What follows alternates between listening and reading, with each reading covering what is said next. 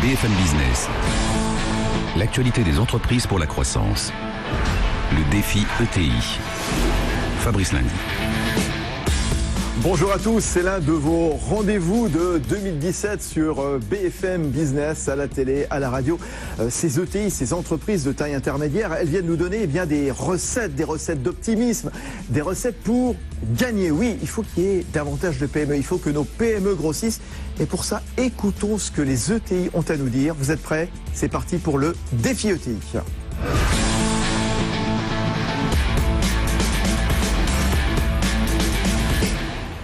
Oui, ces ETI, elles viennent nous donner des recettes, je vous le disais, donc, avec leurs dirigeants qui se succèdent dans ce studio de BFM Business chaque semaine. Oui, des ETI qui ont plus d'un ressort, à condition que le financement soit au rendez-vous. Et vous allez voir dans un instant qu'il y a de nouvelles formes de financement qui émergent, pas forcément connu, mais de plus en plus en vogue. On va en parler dans un instant avec Maurice Bancet à la tête de Apsys Group, qui est bâtisseur, gestionnaire de centres commerciaux, Beaugrenelle, Villeup, dans le nord-est de Paris. Véronique Rondet-Brézard, elle est directrice des opérations financières à la Banque Palatine. Et puis Éric Pinon, c'est le nouveau président de l'AFG, l'Association française de la gestion financière. Auparavant, comme chaque semaine, on retrouve avec un énorme plaisir. Voici Stéphanie Colo. Bonjour Stéphanie. Bonjour Fabrice. Le petit monde des ETI avec vous. Très intéressant, voilà ce que propose la DGA, la Direction Générale de l'Armement, qui lance un fonds d'investissement pour les PME innovantes du secteur de la défense, pépite très convoitée par les entreprises chinoises et américaine. Et ce fonds d'investissement a été lancé conjointement avec la BPI. Pour l'instant, il est doté de 50 millions d'euros. Sont concernés les startups et les PME stratégiques du secteur en phase d'industrialisation. L'objectif, évidemment, c'est de les accompagner, de stabiliser leur capital, mais aussi de protéger nos pépites technologiques. Un enjeu majeur pour la souveraineté de notre système de défense. Ouais, bien vu.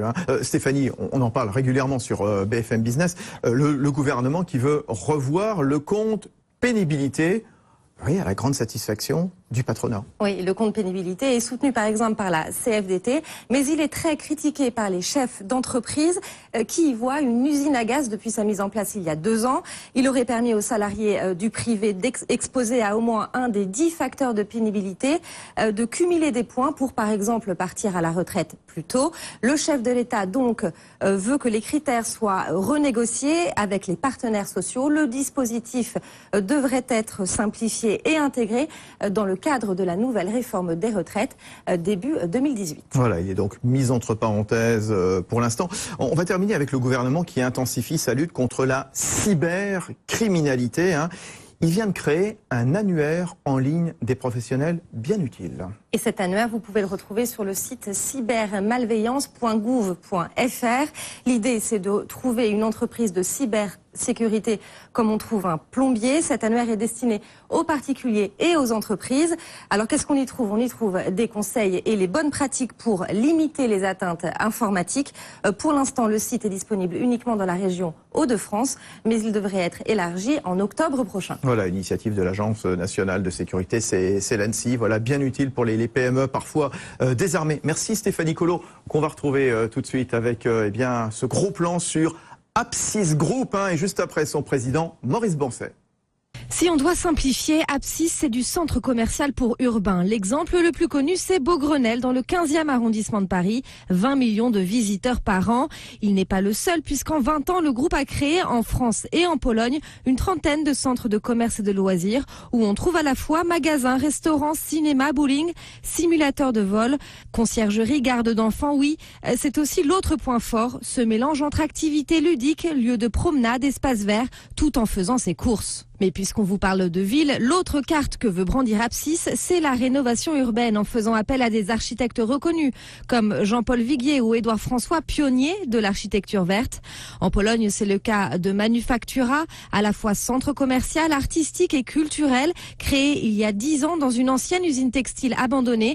Presque 400 000 visiteurs chaque semaine, un succès. Et plus récemment, l'inauguration en novembre de Villeup, dans le nord-est de Paris, avec cette idée de désenclaver la la Cité des Sciences à la Villette et de rendre ce quartier prisé des touristes à ses habitants.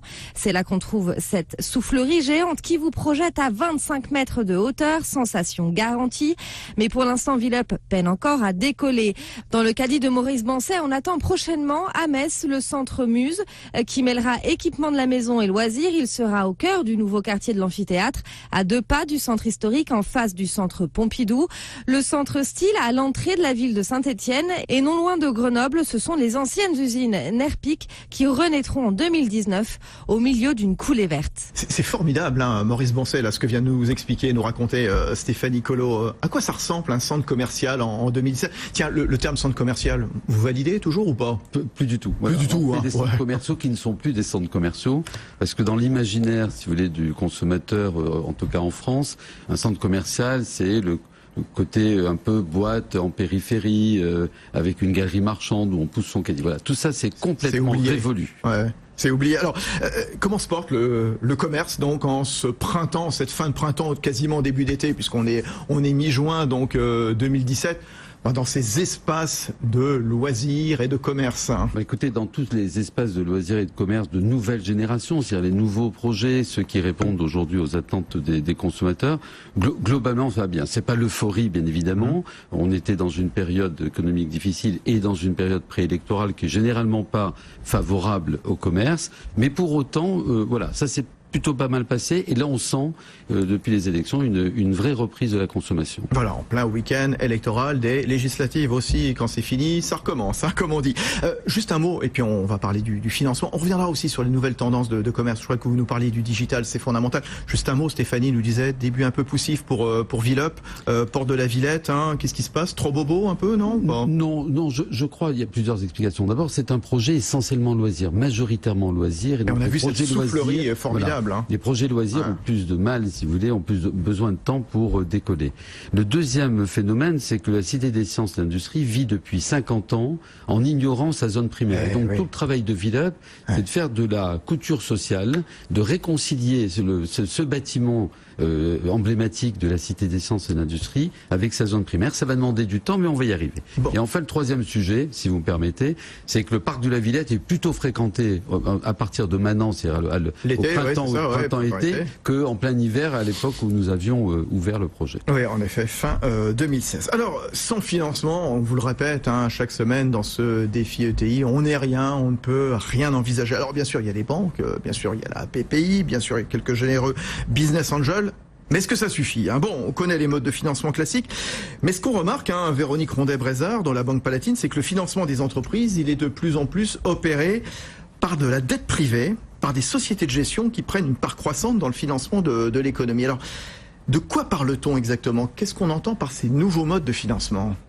Alors en fait, effectivement, ce qui est nouveau, c'est la qualité des prêteurs, hein, puisque comme vous le disiez à l'instant, il n'y a plus de monopole bancaire en fait. Donc on a aujourd'hui sur le marché de nouvelles catégories de prêteurs que sont les grands investisseurs institutionnels. Alors le mouvement se fait quand même doucement concernant les ETI. C'est un mouvement qui est engagé depuis très longtemps pour les grandes entreprises. Hein, c'est le marché obligataire pour l'essentiel, pour les grandes entreprises. Pour les entreprises de taille moyenne, c'est ce qu'on appelle globalement l'EuroPP, c'est-à-dire placement privé de dette en euros.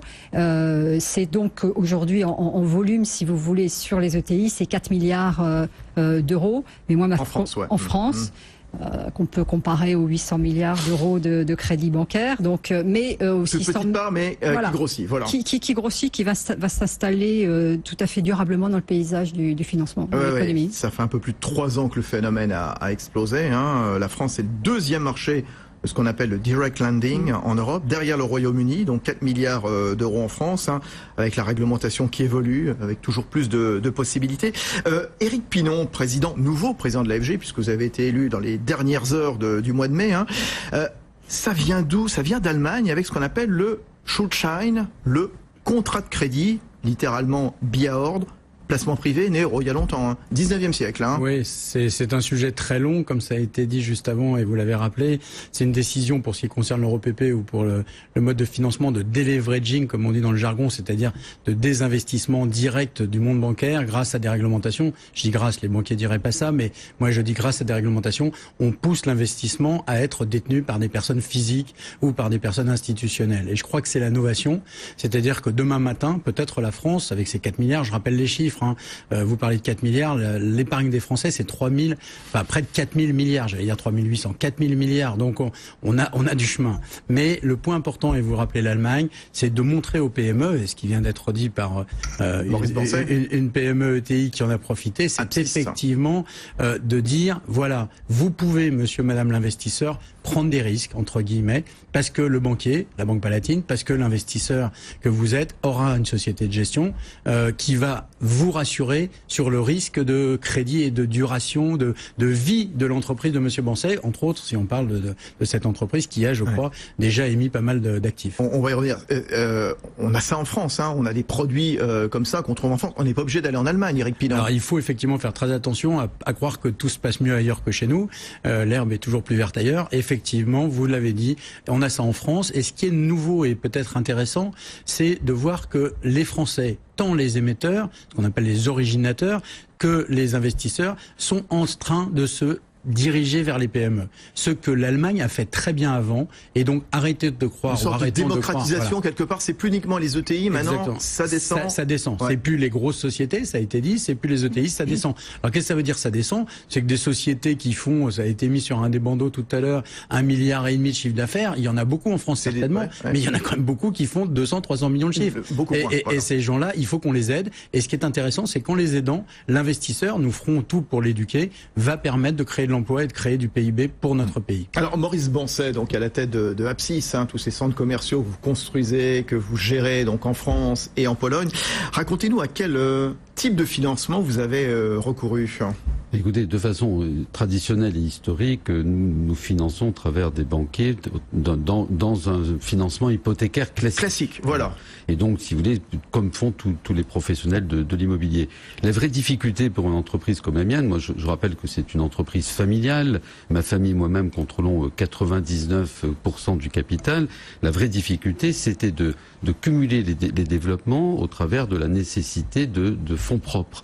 Et la grande révélation que nous avons eue avec l'EuroPP, c'était cette capacité d'aller sur le marché financier et de trouver des partenaires financiers à qui on a pu expliquer notre business model, notre méthodologie, notre background en matière de savoir-faire, etc. Et qu'on a réussi à les convaincre de nous accompagner et de nous aider à poursuivre notre développement. Oui, Eric Pilon de la FG. Non, je dis par rapport à ce qui vient d'être dit par effectivement Maurice, c'est qu'on est dans une situation où il faut qu'on ait accès aux gérants, aux dirigeants de ces entreprises. Et ça, c'est grâce à la Banque Palatine, par exemple, qui viendra nous permettre de, nous les gérants, mieux connaître la société, détenue à 99%. Voilà. Si on n'a pas confiance en notre ami, je vous rassure, on lui prêtera pas d'argent. Mais par contre, je suis sûr que beaucoup d'investisseurs privés, grâce aux gestionnaires et aux émetteurs, ou aux intermédiaires bancaires, vont continuer à faire, dans le bon sens, du financement direct. C'est une bonne nouvelle pour tout le monde. La dette privée va devenir un incontournable pour le financement. Véronique Rondet-Brézard de la Banque Palatine qui nous accompagne dans ce défi ETI.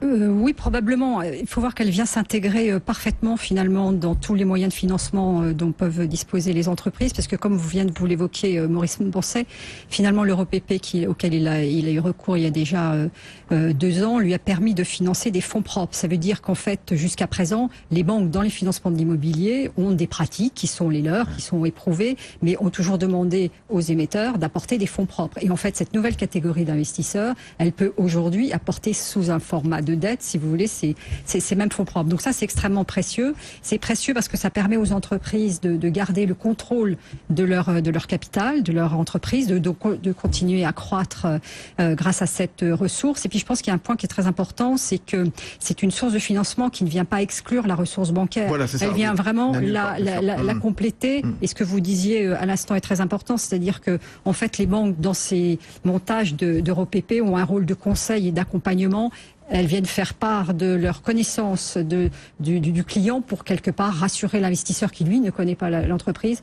et lui permettre ainsi d'investir dans sa société. Et c'est un mode de financement qui est poussé par l'Union européenne. L'Europe très en pointe, puisqu'on voit que l'Europe dépasse désormais les États-Unis en levée de capitaux dédiés donc en fonds de prêt. L'Union d'ailleurs qui pousse à ça avec l'Union des marchés de capitaux. Je voudrais qu'on comprenne quand même les avantages et les inconvénients. Tiens, Éric Pinon, justement, vous nous disiez qu'il est adapté aux ETI, qu'il est maintenant adapté de plus en plus aux PME, puisque ça redescend.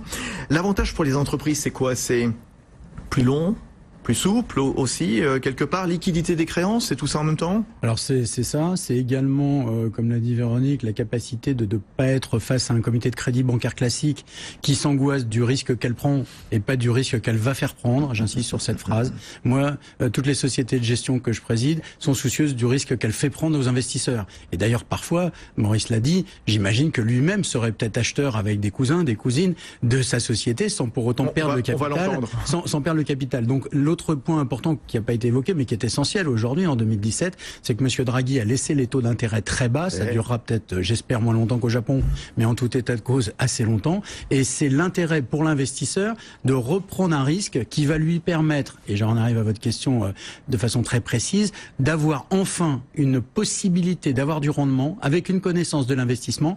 Et quelques confrères sont en train de se soucier autant de l'analyse crédit, c'est-à-dire de l'analyse de l'entreprise de Maurice, que du moyen de mettre en œuvre le financement. Et nous, notre métier de société de gestion pour compte de tiers, c'est effectivement d'aller promouvoir auprès des investisseurs un petit risque analysé le mieux possible pour financer et créer de l'emploi et surtout créer du rendement. Maurice Bancel à la tête d'Apsis, donc facilité, souplesse, c'est ce qui vous a plu? Oui, absolument, efficacité. Alors moi, je dois vous dire que j'ai découvert ce moyen de financement grâce à la Banque Palatine, qui, connaissant l'entreprise depuis pratiquement sa création, puisqu'ils m'ont toujours suivi dans des financements, j'allais dire, classiques, hypothécaires, étant parfaitement informé de mon plan de développement à 5 ans, c'est 1 milliard d'euros de nouvelles opérations que notre groupe va produire en France et en Pologne où nous sommes présents, on était contraint à une problématique de fonds propres car notre entreprise familiale ne pouvait pas faire face à l'ensemble de ses besoins. Donc l'EuroPP est une formidable opportunité.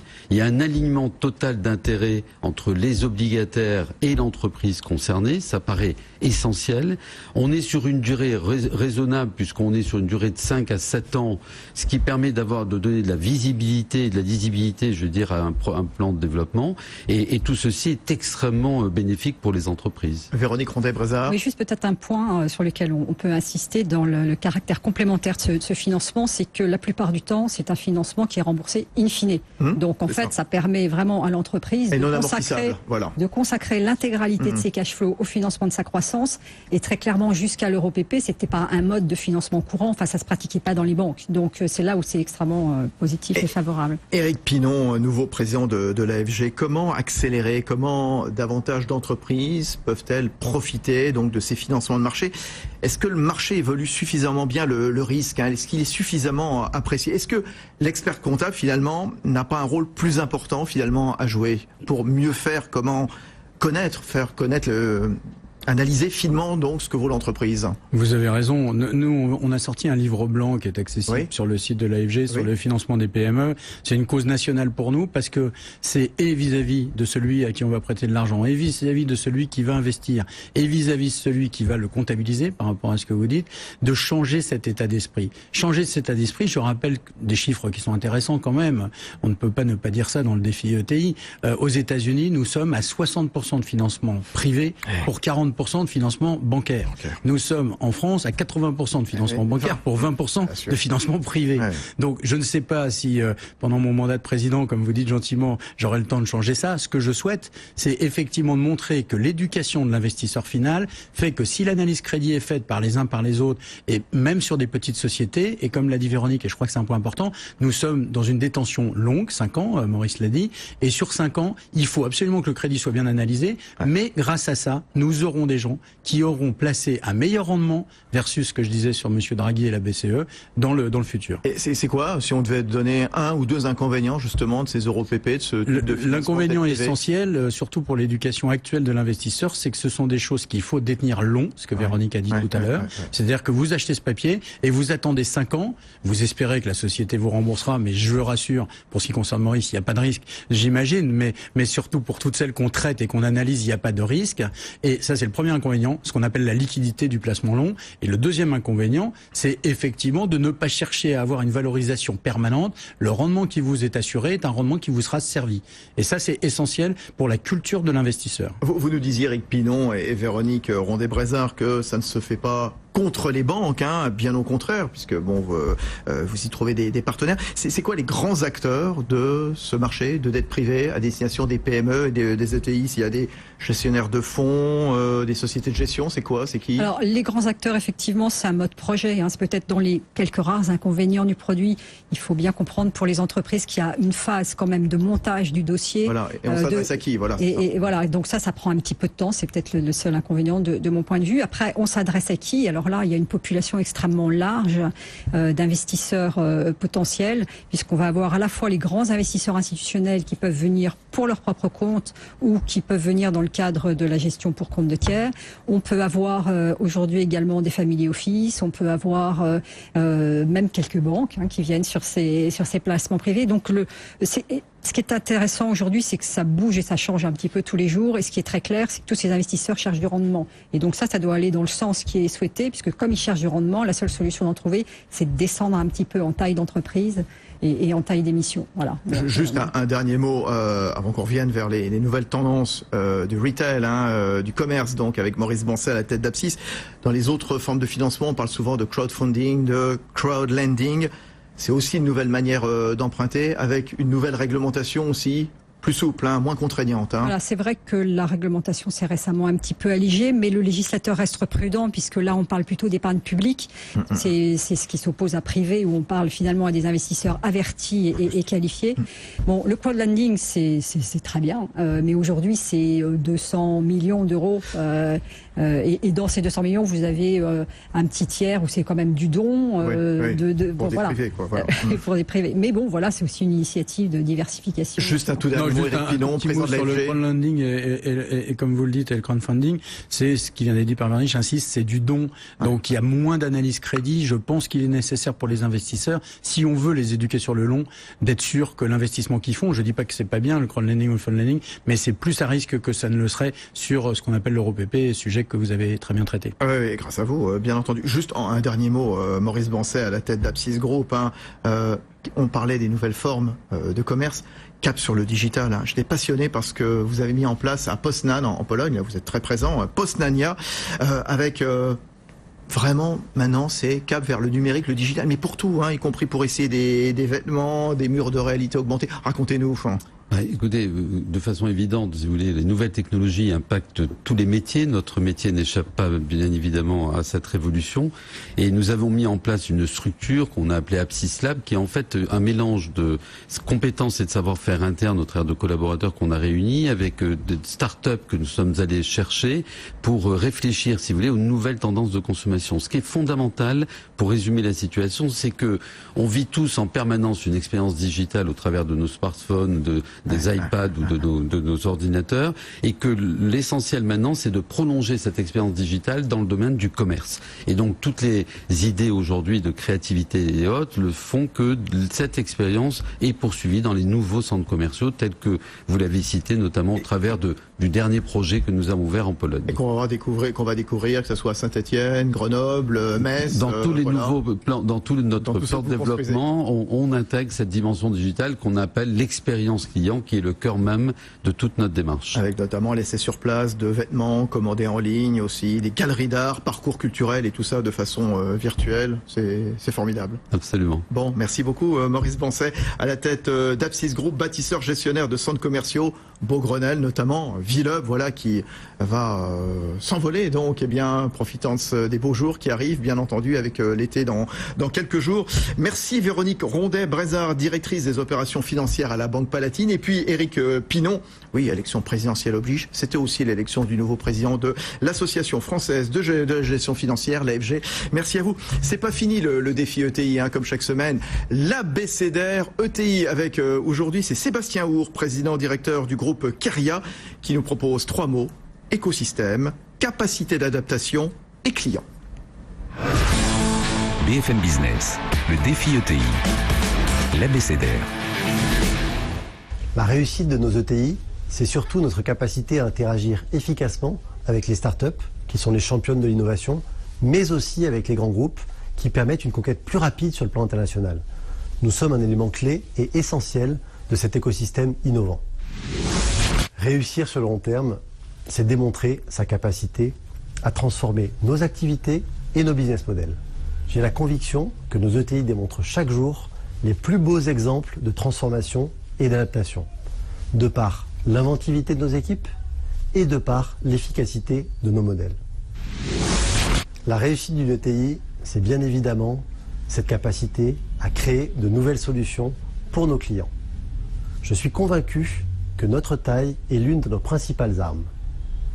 Nous sommes proches de nos clients, comme les plus petites entreprises, et nous avons la capacité d'investir et la puissance de certains grands groupes.